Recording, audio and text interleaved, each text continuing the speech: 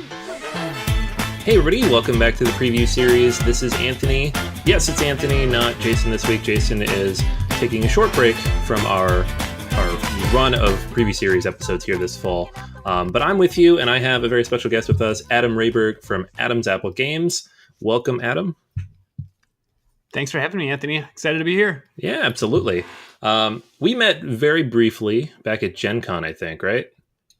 Correct. Yeah, so you had your Swordcrafters there, and you had a nice crowded little booth back in the corner, but everybody was kind of like craning their neck to see this awesome, crazy three-dimensional sword that you guys were helping people build, right?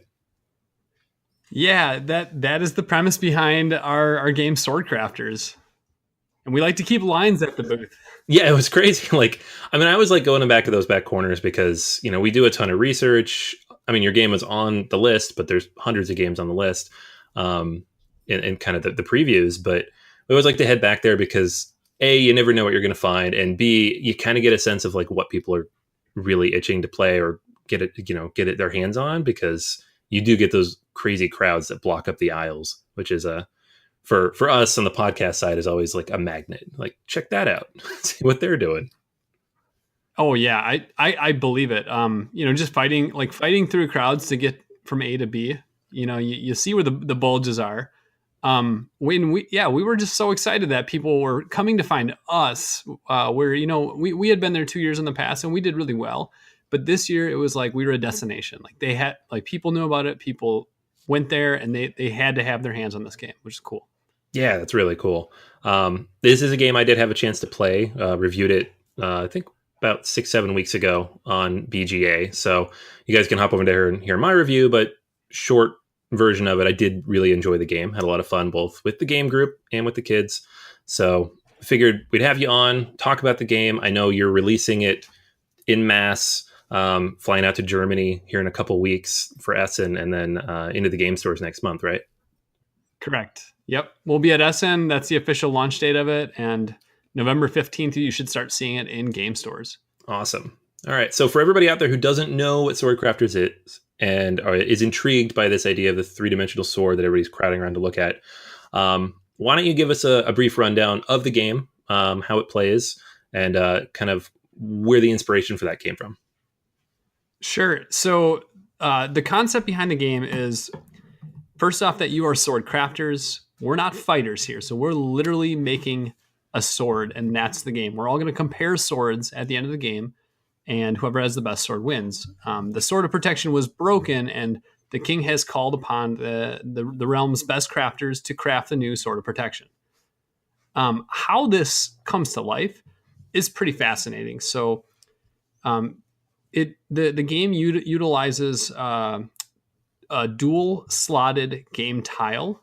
So there's like 2 slots on each side, and just like any standee, and in a minis game or in a Ameritrash game, something like that, where you'd slot things together to stand up. You do that with your sword tiles, but with the 2 slots, it makes it really structural and rigid. And so as you play the game, you end up building this sword. And it's pretty rigid, it's pretty structural, and you hold it in your hand as you play, and you compare it with your opponents at the end. So it's just this like super novel toy factor, but you feel so powerful, and it has one of the coolest moments at the end where you compare that sword length. You compare sword quality and sword magic as well, but like, man, is it just cool to hold that sword in the center of the table and see who has the longest sword. Yeah, it's a lot of fun. It's funny too, because most of the game, I mean, you might hold it up a little, but it's towards the end that it actually gets to some decent size to it. And then at the end, everybody kind of in unison picks it up and starts waving it around a little bit. So we all realize at the same time, like, wait a second, I just built a sword. Yep.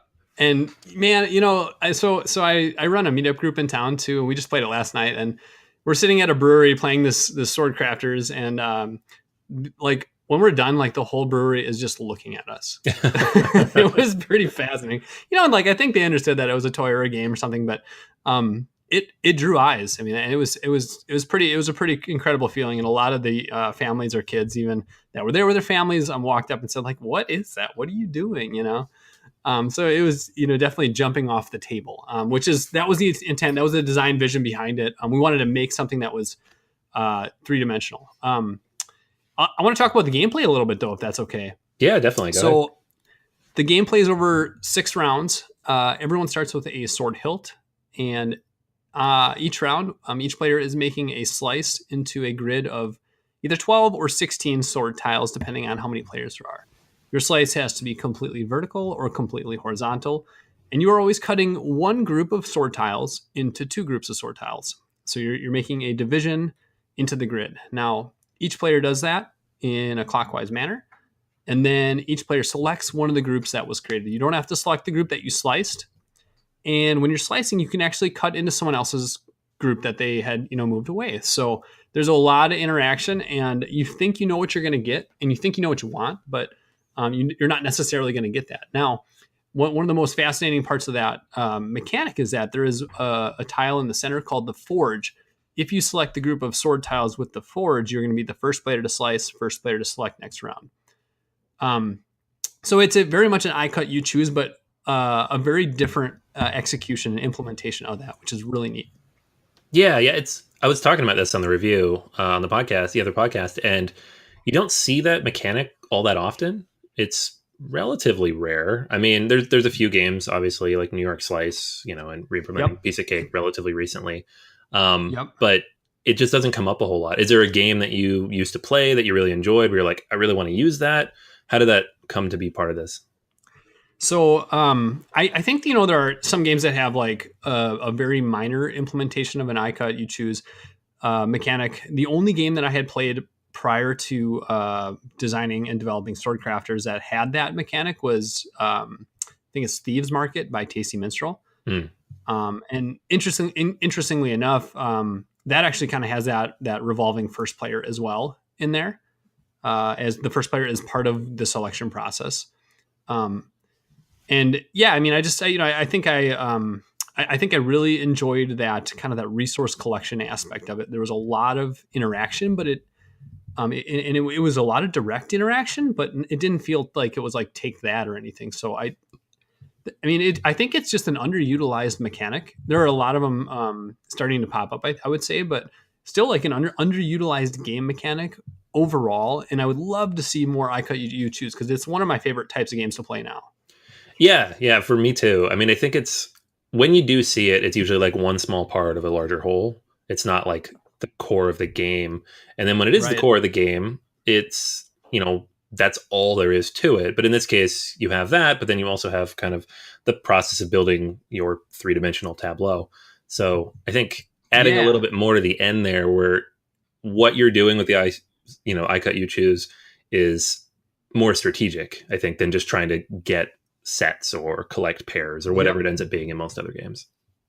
And I would say too, I mean, that's a great point. I think like the marriage of that 3D puzzly aspect of the game pairs really nicely with this fun and interactive resource division mechanic, I cut, you choose. And it's so amazing for me to watch new players play this game, because it's like first round, okay, I think I know what I'm doing. Second round, aha, now I understand how this thing fits together. And then I see the wheels start turning, and now I get how to play the game. I want to back up a second there, because we didn't really talk about this, but as you build the sword, the first 2 pieces are going to go in perpendicular to the sword hilt.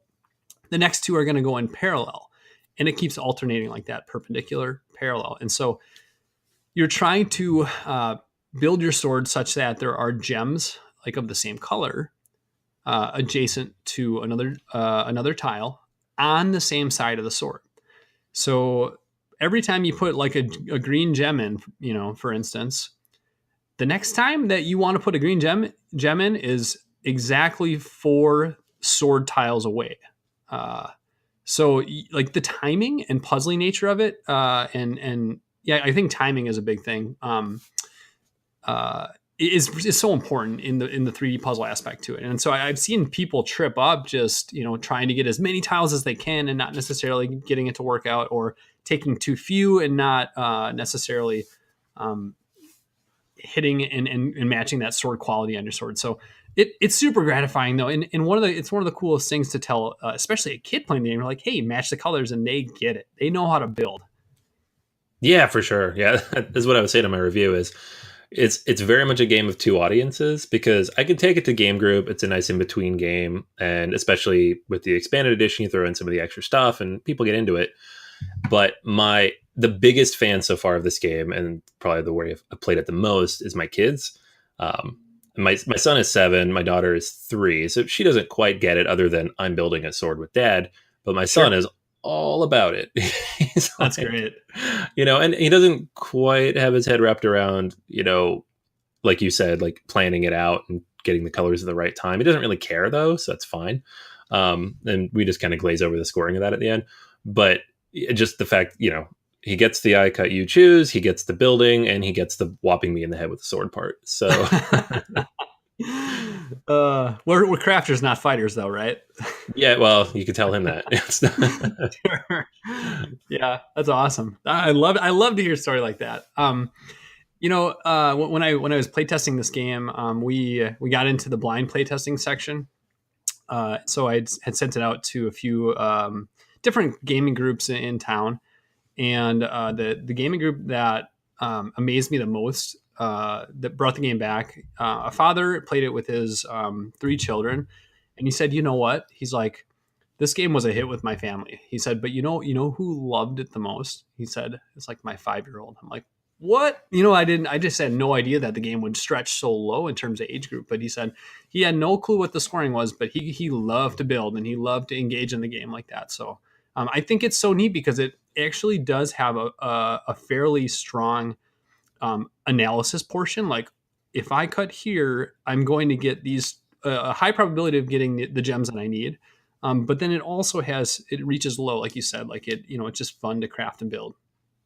Yeah, and it's kind of cool too because my son's a little bit older, but to watch him try to puzzle through that a little bit and to make good decisions there, and I'm not gonna intentionally try to wall up him in a game like this, but it's fun to watch that kind of decision making process. It's as similar as like sitting down and playing like a Ticket to Ride with him and just seeing like the beginnings of the strategy working out in his mind. Of great. Like if I do this and I do this, divide by this. Not quite there, but he's getting there, and it's cool. And just the fact that you're building something, it's more tactile. He's not really thinking about the fact that he's doing that, so it's even better because he doesn't get bored or distracted. Yeah, and it's empowering too because even if you lose or you don't score whatever, like you're still holding this cool 3D object at the end of the game. It's one of my like after designing and publishing this game now, that's one of my biggest design theses that I have is I want to continue to make games that are not only 3-dimensional but also just have like stellar table presence, and not only do they attract eyes but they feel great to do. And so Swordcrafters hit on that really well, and I think it's just it's a little bit of an untapped market. It does stretch into some of the toy categories, but like pairing gameplay with toy, I think is kind of a novel concept. Yeah, I mean it's the reason the kids like still want to play a lot of those cheap Mattel things from Target is because they're toys too. They're not just games. So totally. Finding hobby games that straddle that line, that's a big deal for parents. Yeah. I can see that, and that was the other reason too. We came out with the expanded content too. So the base game hits a really wide audience, and it does it really well, in my opinion. But the expanded content allows you to add a little bit more depth and thinkiness for your gaming group. So I mean, we all like remember holding a cardboard sword or like pretending like we were a knight or something when we were kids, and so it kind of pulls on those strings a little bit too, I think, which that grew and grew on me the more that we developed and designed, and just the more it came to life. It was pretty cool. That's awesome. All right, so like it's a 3-dimensional game. It's got a lot of table presence, like you said. Were there any challenges or issues that came up during development? Either on the design side or, on the manufacturing side, making sure this is all going to work the way that you wanted it to when you kind of had it mapped out on your kitchen table. Yeah. This was one of the probably one of the toughest games to develop that I've seen other publishers around me bite off. And the reason I would say that is because it's not only does it have to be fun, but it also has functional requirements that people aren't necessarily doing in the industry. So we had to first off, like let me just kind of take you through from prototype to final product. All the legs that we worked through. So the first one was like a cardboard cut, right? Like we literally took some cardboard, put scissor slices into it, and said, would this work? It worked pretty well, actually. Cardboard has this beautiful material property that it will compress and it will expand a little bit. And so that material property helped us with this game in the prototyping phase. Phase 2 was like, well, let's get some artwork on this. So I ordered some, prototype tiles. They came as squares, and I took my Dremel to them in the basement. And I would not advise anyone to do this because, my gosh, did I create so much dust in the basement. I probably inhaled a bunch of it too, which is not good. And I wish I would have gone ahead and gotten like a fully fledged prototype at this point, but that's what I did. Sent it out to a bunch of reviewers. It didn't have the structural qualities that the game required, and so this was actually kind of a blessing in disguise, though, because midway through our development phase, we said, well, hey, what if we actually what if we actually designed a plastic base, mix two different materials, and give that structural rigidity? Because we saw when people played, they would hold the sword on the table and then push the tiles in from the top. And so that sword hilt was taking a lot of stress and pressure. Well, as soon as we paired that with and married that with a plastic piece that held things together, boom, it was strong. And then I would say the third level, and this had multiple rounds of development and samples, was actually going to the manufacturer and saying to them, when you cut this thing, we need a sample and we need to test it and build 50 swords in our, of the exact same copy to make sure that this game is going to stand the test of the play, the rigors of normal play, right? I want to make sure that like this game is not going to be played 5 times and just like fall to pieces. So that was durability was a huge thing that we had to test for. We ended up not only dialing that material thickness in, also had a more advanced quality control technique that we used during the manufacturing. But then on top of that, we also used a custom printing like coating on the tile to really dial in that friction so that when you push it in, it wasn't too tight, but then when you could take it out, it still was like loose enough to come back. So it was like really finding that right friction point. And that was a mouthful, but yeah. Wow. No, I mean, like I remember punching it out originally. I'm like, because when you handed us the box, I'm like, this weighs like 20 pounds. And then you punch it out and you're like, wow, I hope all these things fit together properly because it seems like a cool idea. But if that doesn't work, and it really did, there was no problems. Obviously, like it's something you guys put a lot of thought into. Yes. And you know what, I think I really enjoyed the process. It made me very nervous, but man, am I proud of this one. Like I was proud of the first 2 games I made, but this one like just knocks it out of the proud ballpark. Yeah, I bet. Awesome. So you mentioned your first 2 games, a little bit simpler in terms of production. What would you say the main differences were between those and this, from a design standpoint, but also, just getting it out there to people? Sure. As a earlier designer, I think you are somewhat at the mercy of your playtesters. And so like the first game that I designed was called Brew in USA.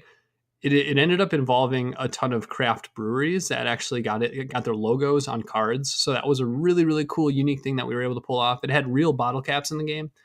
But one of the biggest challenges for that one from a design and development standpoint was like finding what the right weight of game was. When it started, the game was very much like a Ticket to Ride light.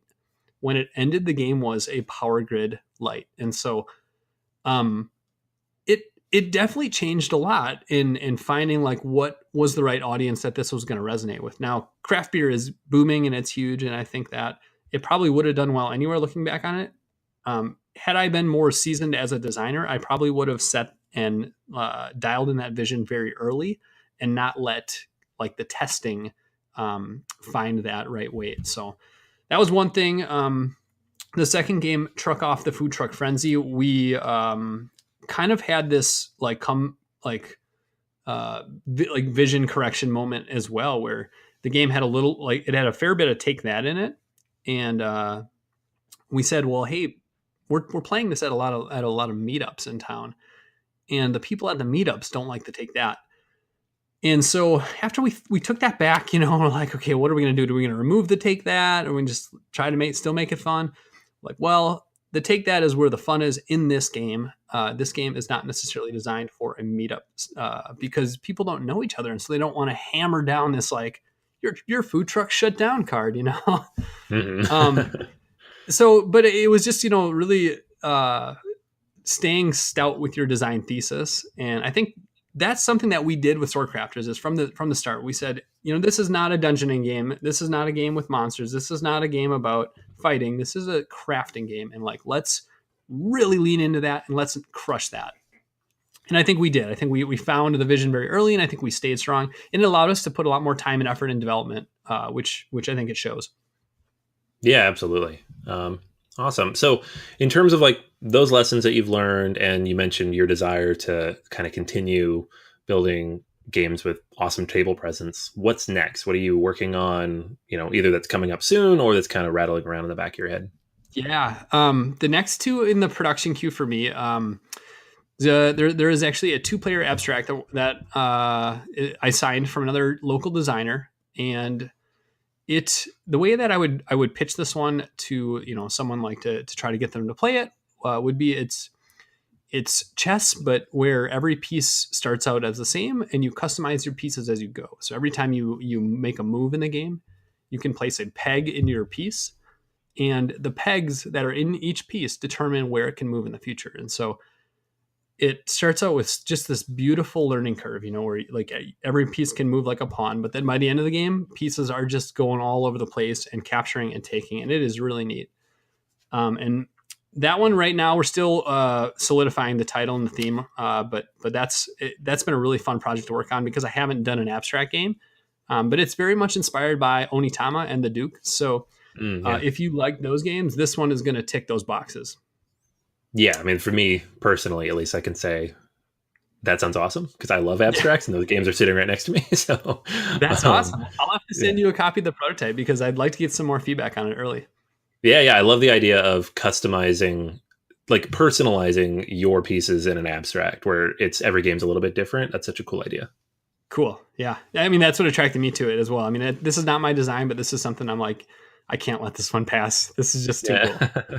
And then the second one I want to talk about, it's a game we've been working on for about 2.5 years right now, and it has finally come to a state where it's published ready. So we just need to put the artwork on it and final touches. And this game is going to essentially ride on the broad shoulders of Mr. Uwe Rosenberg with all of his Tetris polyomino games that are out, and coming out. And man, he is a fast and furious guy.